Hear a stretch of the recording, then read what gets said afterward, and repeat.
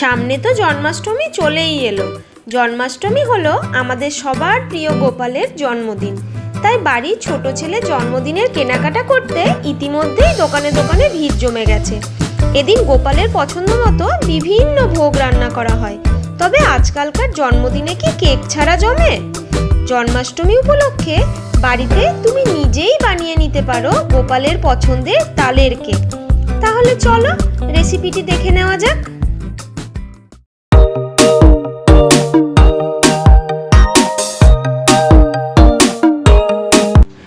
তালের কেকের প্রধান উপকরণই হলো তালের মাড়ি। তো এখানে আমি বড় চামচে 3 চামচ তালের মাড়ি নিয়ে নিলাম। তাল থেকে তালের মাড়ি বের করার পুরো কৃতিত্বই আমার শাশুড়ি মায়ের। এই মাড়িতে যে প্রাকৃতিক মিষ্টি আর সুগন্ধ রয়েছে তা কেকটিকে একটি বিশেষ স্বাদ দেয়। এখন এর মধ্যে মেজারিং কাপের 1/3 কাপ চিনি নিয়ে নিলাম। কেক তো একটু মিষ্টি মিষ্টিই ভালো লাগে। এবার 1/4 কাপ সানফ্লাওয়ার অয়েল এর মধ্যে নিয়ে নিচ্ছি।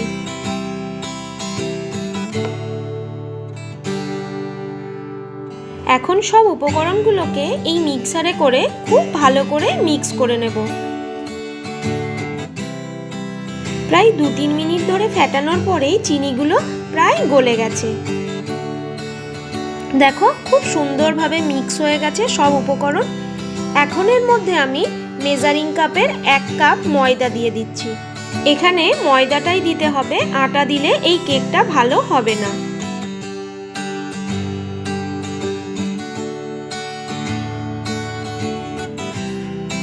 এখন এখানে 1/2 টিস্পুন বেকিং পাউডার দিলাম, আরও অল্প একটু বেকিং পাউডার দিয়ে দিলাম।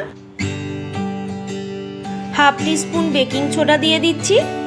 এখন এই মিক্সারে করে খুব ভালো করে সব উপকরণ মিশিয়ে নেব।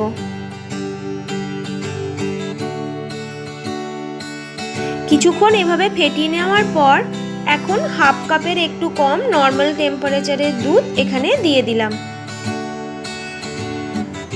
এবার দুধটাকে দিয়েও খুব ভালোভাবে ফেটিয়ে নিচ্ছি।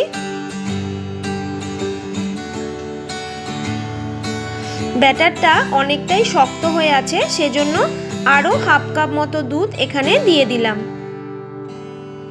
এখন আবারও দুধটাকে দিয়ে ভালোভাবে ফেটিয়ে নেব। এই ব্যাটারটা যত বেশি ফেটানো যাবে ততই কেকটা বেশি ফ্লপি হবে।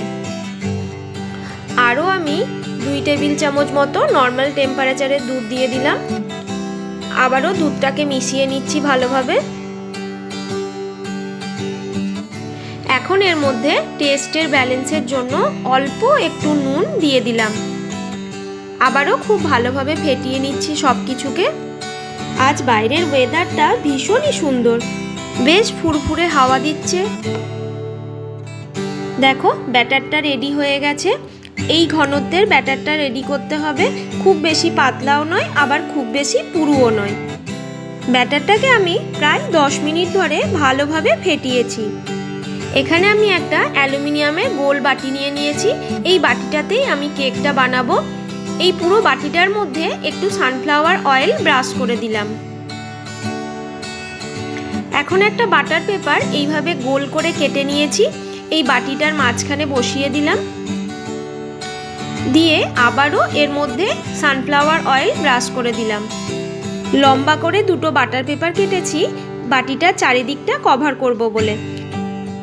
যে পাত্রে কেকটা বানানো হবে সেই পাত্রটিতে এইভাবে পুরো বাটার পেপার কভার করে দিলে কেকটা খুব সহজেই বেরিয়ে আসবে। দেখো পুরো বাটিটাতেই আমি বাটার পেপার কভার করে দিয়েছি।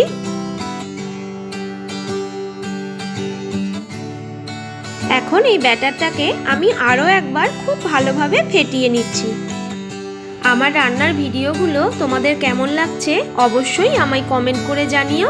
যদি ভালো লেগে থাকে একটা লাইক করে দিও আর আমার চ্যানেলটাকে সাবস্ক্রাইব করে আমার পাশে থেকো। এবার এই ব্যাটারটা এই বাটিটার মধ্যে ঢেলে দিচ্ছি। তোমরা আশা করি বুঝতেই পারছো এই ব্যাটারটা আমি মাঝারি ঘনত্বের করেছি। এই কেকের স্বাদ খুবই মজাদার হয়, বিশেষ করে বৃষ্টির দিনে গরম গরম তালের কেক খাওয়ার আনন্দই আলাদা। বাটিতে যে বাকি ব্যাটারটা ছিল সেটাও এর মধ্যে নিয়ে নিলাম।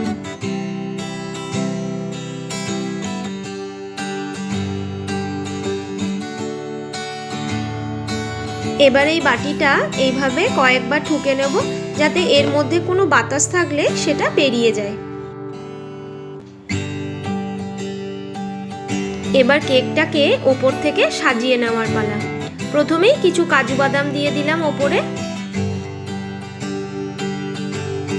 এরপর কিছুটা কিশমিশও দিয়ে দিচ্ছি। তোমাদের হাতের কাছে বাড়িতে যা কিছু শুকনো ফল আছে তা দিয়েই এটাকে সাজিয়ে নিতে পারো।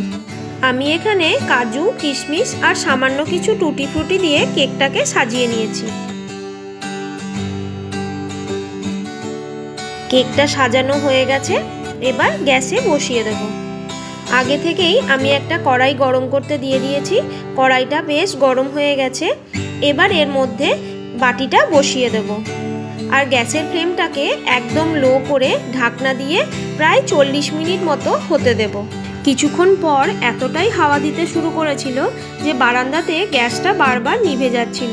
সেজন্য রান্নাঘরে নিয়ে এসে কেকটা বসিয়েছিলাম। প্রায় 40 মিনিট পর কেকটার ভেতর একটা টুথপিক দিয়ে দেখলাম এখনও ভেতরটা কাঁচা আছে। আরও 20 মিনিট মতো আমি এভাবেই রেখে দিয়েছিলাম। 20 মিনিট পর আবারও টুথপিক দিয়ে দেখলাম টুথপিকটা একদম ক্লিয়ার এসছে, মানে ভেতরটা একদমই হয়ে গেছে। এবার গ্যাসের ফ্লেমটাকে আমি অফ করে দিলাম। কিছুক্ষণ ঠান্ডা হওয়ার জন্য এভাবেই রেখে দেব। প্রায় 10 মিনিট পর বাটিটা কড়াই থেকে তুলে নিচ্ছি।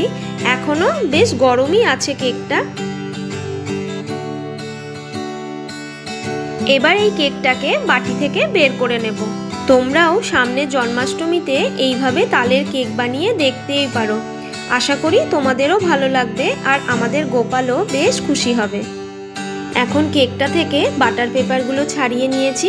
কেকটা দেখো কতটা নরম হয়েছে আর দেখতেও কতটা সুন্দর হয়েছে।